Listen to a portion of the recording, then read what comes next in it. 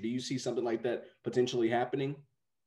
Yeah, I definitely think we're having a little bit of a baby boom right now. It's been about 9 months since we've been quarantining, so things are bound to happen. So not a whole lot of other activities to do.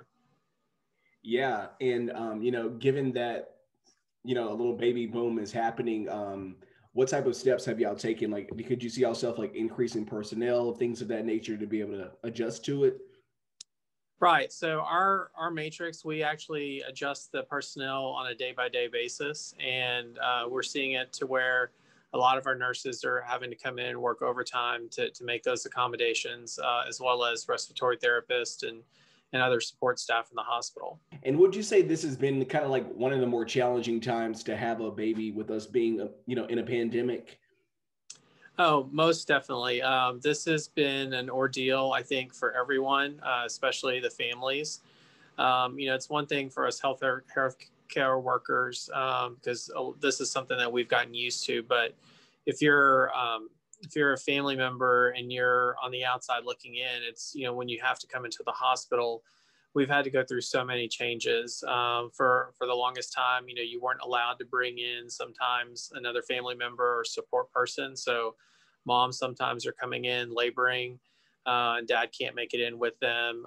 Eventually, we reopened according to state regulations to let the support person in. So mom would have the dad there, or maybe aunt, uncle, grandmother be able to come in with them. So imagine being pregnant and going into labor and not having anyone else there.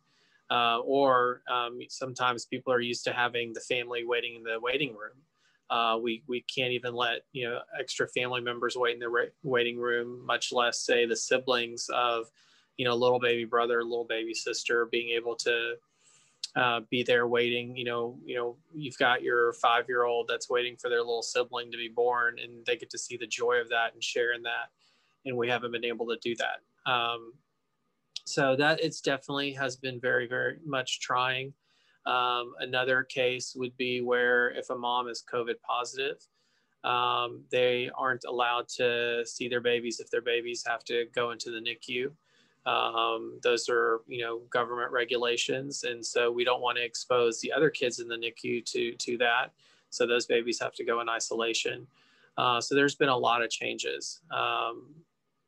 Most definitely. I kind of feel like a reward, when you see, a healthy baby delivered, after going through all that we've been through over the last few months. Does it bring a sense of joy?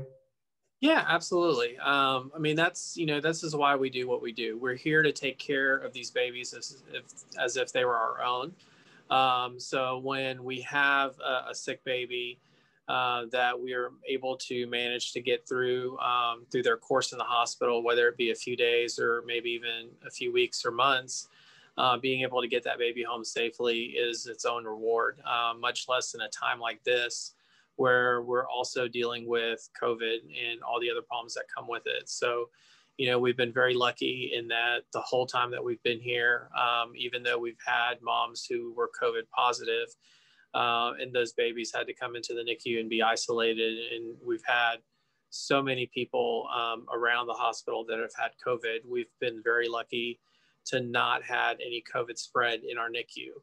Talk to me about like, when's the last time you've really seen a baby boom, from your standpoint? I think probably the World Series, the last time we won the World Series. There's always a little baby boom after, if you're an Astros fan, we'll say that. I don't know about Texans fans, that we may have to wait a little while for a Super Bowl championship. But, you always see a little baby boom in that geographic area. So I think we definitely saw a little bit of a boom after the Astros won the World Series. So I haven't seen another one since. Mm-hmm. How long do you expect the babies to like continue to be born? Like, I've heard some people say from December through the spring. Like, give me a timeline on when you can expect, I would say at least through the spring, because, those first couple of months when, no one really knew what else to do, and you're just kind of cooped up, I think that's probably when the baby boom is going to be its peak 9 months from then. So I think, you look at 9 months, you're probably say May, June, you're probably looking at February, March to where it probably starts slowing down again.